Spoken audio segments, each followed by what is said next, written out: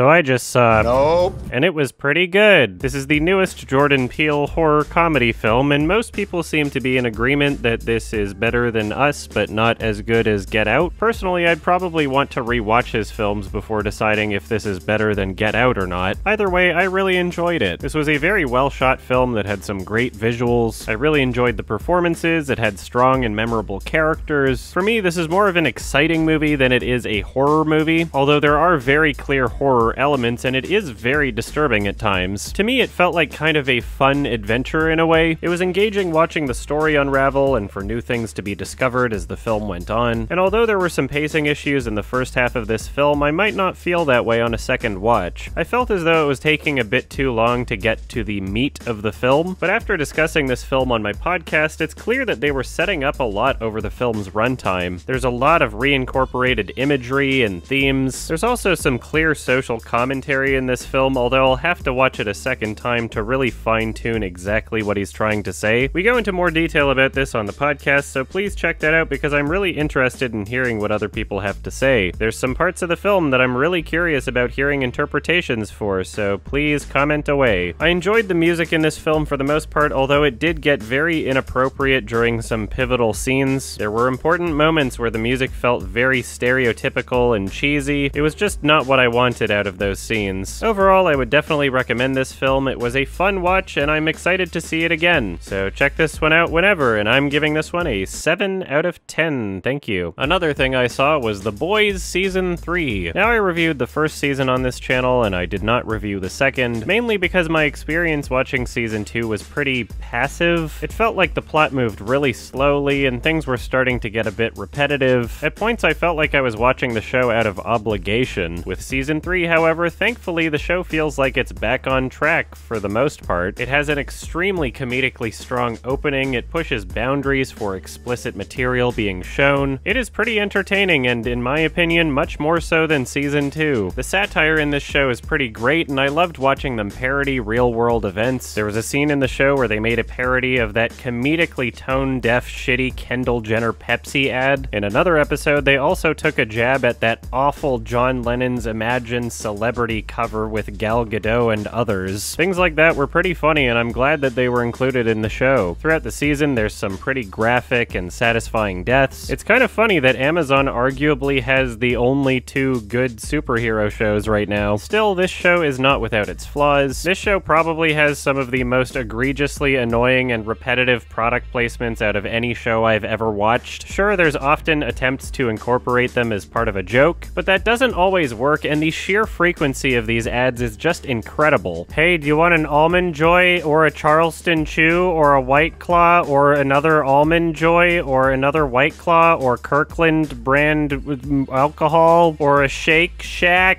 Seriously, someone should make a compilation of every product placement in this show because it is insane. Another issue I have with the show is that one of the child performances is kind of annoying. I do not really care for the actor that plays Homelander's son. I'm sorry. I was also kind of annoyed by the way that they handled a serious death in the show, and I'm not going to spoil what it is, but essentially they end the scene with a shot of blood splattered on another character's face, and although a shot like that really works for the more comedic and schlocky parts of the show, ending what's supposed to be a very seriously toned scene like that felt really out of place. They still could have been gratuitous about it, and I wouldn't have minded if they just showed the death, but the blood spatter on the face specifically has too much of a comedic context to it, and it felt really weird. Another issue I had with this season is that the first half was much better than the second half. In terms of creating an entire arc for the whole season, there were elements that were a bit unsatisfying. There are characters and conflicts that are strongly built up and emphasized in the first half of this season, only to be basically forgotten until the very last scene of the last episode of the season. Like, hey, that really important thing that we were showing earlier, we're gonna deal with that next season, not this one, okay? It was kind of weird, but whatever. Still, overall, I had a lot of fun watching it. Like I said, the parody and satire was pretty great. Some of it was a little too on the nose, but it was still very entertaining. I really loved the attention to detail when creating fake reality television show segments. The lighting, the editing, it all feels very authentic and uncanny. There's other parts where they show old TV VHS quality footage, and they remembered to make the audio sound old too. It's a detail that I appreciate, especially when films like VHS 97 completely forget to do that. I meant to say VHS 94.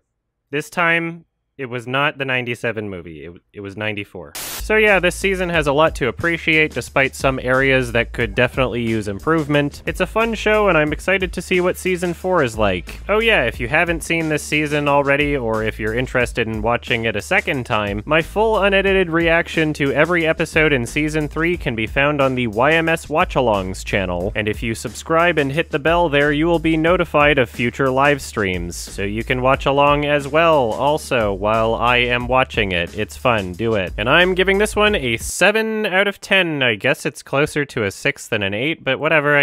Whatever. It was. Another film I saw was Bodies, Bodies, Bodies, directed by Helena Rain. This is a horror comedy thriller kind of movie. It also says A24 on it. Visually, this movie looks really great. I really like the color grading and the lighting. I also really like the writing in this film. There are plenty of familiar horror tropes within this movie, but unlike most horror movies, the tropes come with good excuses. Sure, the car won't start and there's no signal and yada yada yada, but I really like the reasons the film gave for those things to be happening. It also really helps that this film doesn't take itself super seriously. When characters act stupid in this film, it is done so in a self-aware way. The characters in this film are drunk and high and coked up, you name it, and this adds to the silly and outrageous nature of the movie. It is a lot of fun to watch these characters be incompetent idiots, whereas in your average horror movie that's trying to take itself seriously, this would be a bit more frustrating. The acting in this film is all pretty great. The characters are memorable and everyone is well cast for their roles. The writing and the way they interact with each other feels really authentic. My favorite performance was from Rachel Sennett, who was very funny in this film, and if you enjoyed her in this, I would recommend also checking out Shiva Baby from 2020. There are some areas where this film could be better. There are some minor issues here and there that are typical for horror films, character choices, infinite ammo, stuff like that. But again, I didn't feel as though those issues held that much weight in a film that's not trying to be super serious. There is one scene that I wish was a bit shorter. There was an argument that lasted for quite a while, and it felt like the script was just throwing in as many Gen Z buzzwords as possible. But overall, this was a very enjoyable film. It was clever, it didn't over-explain things, and it felt relatively respectful towards its audience. So yeah, check this one out whenever you can. I will see it again eventually. And I'm giving this one a 7 out of 10. It's closer to a 6 than an 8. Uh-oh, we got 3 7s in a row. We hit the jackpot. It's a jackpot, everybody. Woo!